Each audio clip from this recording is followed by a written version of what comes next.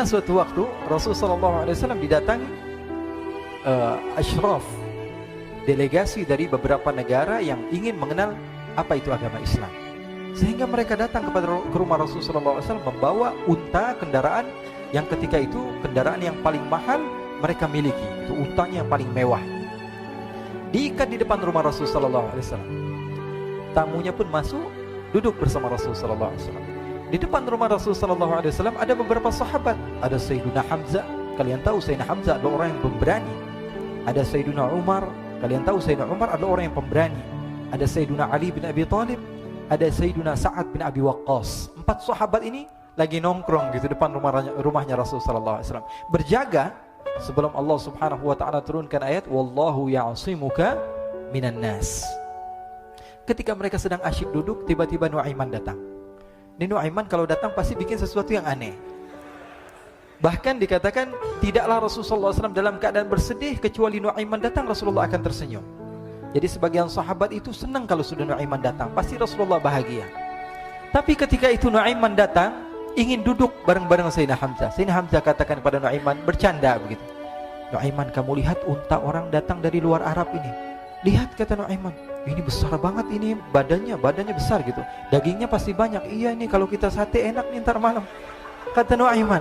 Kata Sayyidina Hamzah, apakah kamu berani? Kata Nuaiman, saya berani aja asal kalian gak bilang sama Rasulullah. Kata Sayyidina Hamzah, benar wahai Nuaiman, benar kan? Akhirnya Sayyidina Hamzah lupa masalah itu, cuma bercanda-bercanda saja. Sayyidina Hamzah lagi asik sama Sayyidina Umar, Sayyidina Ali. Tiba-tiba apa? Ternyata ketika dia melihat unta tersebut sudah pisah antara kepala sama badannya. Nuaiman mengatakan, wahai Hamzah, ini unta saya sudah potong, saya mau pergi sebentar. Kalau Rasulullah cari saya, tolong jangan beritahu di mana saya. Nanti kalau keadaan sudah aman, mari kita nyate bareng-barengan. Ini ada yang seperti itu di zaman Rasulullah SAW. Maka dia pun berlari dan berlari mencari satu tempat supaya Rasulullah SAW dia selamat daripada Rasulullah SAW.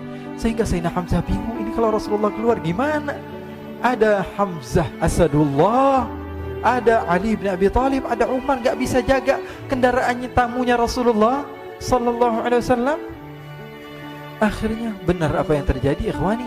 Rasulullah SAW tamunya mau pulang. Ketika dia buka pintu, tamu melihat apa? Untanya sudah begitu. Mereka teriak, wa naqatah, unta kami wahai Muhammad. Baru mau kenal Islam, unta kami, kendaraan kami sudah dibuang. Rasulullah SAW lihat Sayyidina Hamzah, lihat Sayyidina Ali. Mereka gak bisa ngomong, mereka hanya bilang apa? Nuaiman ya Rasulullah. Rasulullah perintahkan Sayyidina Umar, wahai Umar, sekarang kamu ambil uang, kemudian kamu gantikan, kemudian kamu berikan 2 kali lipat daripada harta unta ini, sehingga apa? Agama Islam tidak didengar dengan sesuatu yang tidak baik di luar sana. Akhirnya diberikan harta, diberikan unta yang baru dan diberikan harta yang lebih untuk orang tersebut, sehingga orang tersebut tidak menjelek-jelekan agama Islam. Kata Rasulullah SAW, dan sekarang waktunya kita balas dendam sama mereka. Nuaiman ternyata berlari tempat yang jauh sampai hampir keluar dari kota Madinah. Dia dapatkan seorang sahabat Nabi yang hadir juga dalam peperangan Badar, namanya Al-Miqdad bin Al-Aswad. Siapa namanya? Al-Miqdad bin Al-Aswad ketika itu sedang menggali sumur. Ketika sedang menggali sumur, Nuaiman datang. Nuaiman katakan kepada Miqdad, wahai Miqdad, wahai sahabat Rasul, kamu orang yang hadir dalam peperangan Badar, kamu adalah orang yang hebat. Dipuji-puji sama Nuaiman. Ada maunya ini. Akhirnya dia bilang, wahai Miqdad, tolong saya. Kenapa wahai Nuaiman, kamu ini kekasihnya Rasulullah, orang yang disayang sama Rasulullah. Kenapa? Saya ini sedang dikejar-kejar orang jahat.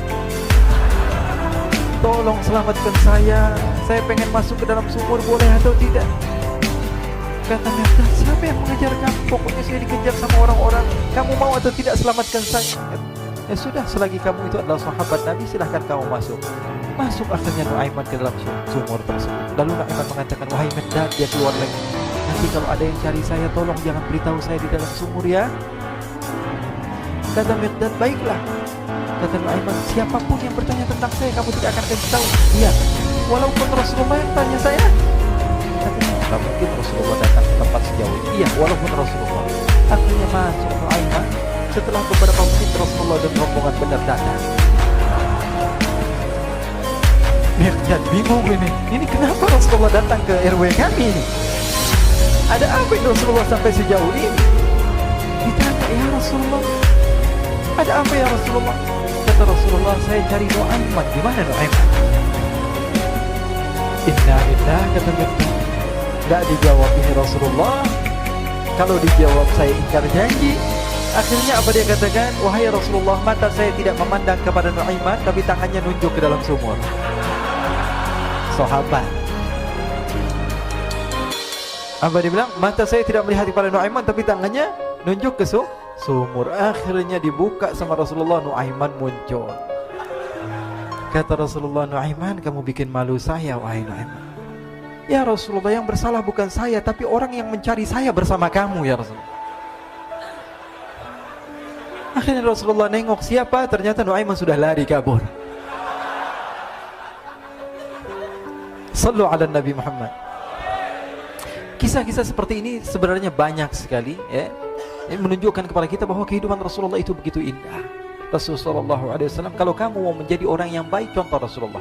Mau menjadi bapak yang baik, contoh Rasulullah. Mau menjadi pemimpin peperangan yang baik, Rasulullah. Mau menjadi murid yang terbaik, contoh Rasulullah. Bagaimana akhlak Rasulullah. Mau menjadi suami yang baik, contoh Rasulullah. Dalam segala hal, apapun itu Rasulullah SAW adalah makhluk yang paling terbaik.